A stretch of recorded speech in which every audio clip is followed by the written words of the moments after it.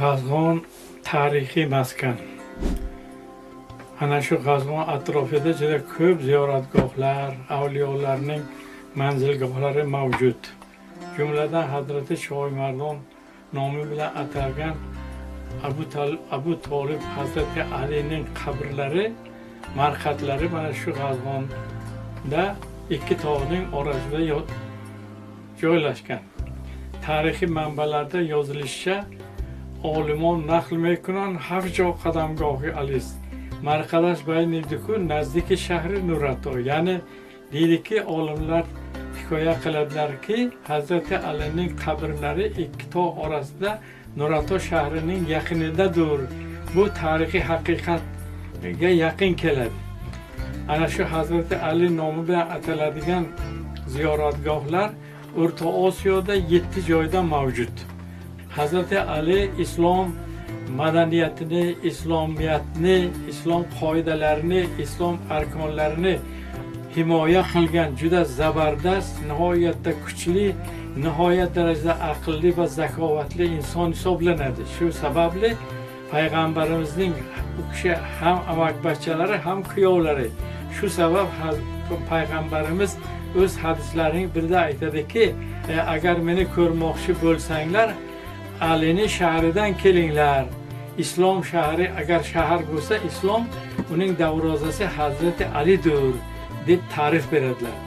Bu masjidning qayta qurilishida asosan sangtaroshlar, naqoshlar, bular ichida masalan Nuratolik ustalar ham bor, Buxorolik ustalar ham bor, o'zimiz mahalliy G'azg'onlik ustalar bor. Shu G'azg'onlik ustalardan usta Abdurahim, usta Bobomurod, usta Olim, usta Mahmud, usta Safar, usta Rustam, usta Umur kabi mashhur ustalar ishtirok etganlar. Ana shu tog'ning o'zidan toshni olib, shu yerda ishlab, shu toshni boshdan oyoq g'ishtday qilib terib, keyin shuni jimjol degan qorishma bilan terganlar. Masjidning devorlariga Imom Buxoriyning hadislaridan 120 ta hadisni o'sha toshga sulf, arab alifbosining sulf va rumiy shaklida ko'chiradilar. Bu juda ham og'ir, bu sulf harfini yozish, chiroyli qilib yozish og'ir, lekin o'sha vaqtdagi ustolar shunga yarasha savodli odamlar bo'lganlar.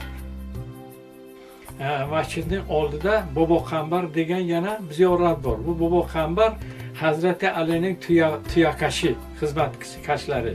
Hazrati Alini sevgan, juda sevgan oq tuyalari bo'lgan. O'sha oq tuyalarni yaxshi ko'rganlar. O'sha oq tuyani ana shu Qambar bobo boqib katta qilgan. O'sha Qambar bobo vafot etgandan keyin o'shaning vasiyatlariga ko'ra Hazrat Shoimardonning yoniga bu yerga qo'yadilar. Qayerda Hazrat Shoimardonning qabri bo'lsa, u yerda Qambar boboni va Hazrat Shoimardonning qabri bor.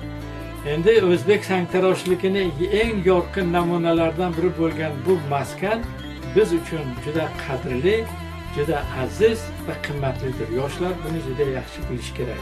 Bu maskan yana asrlar o'sha avlodlarga bizdan meros bo'lib qolishi kerak. Bu kishi haqida haligi nima kitoblarda ham yozilgan. Masalan, shu haqida men G'azg'onlarga kitob yozganman va bu pastida yozilgan.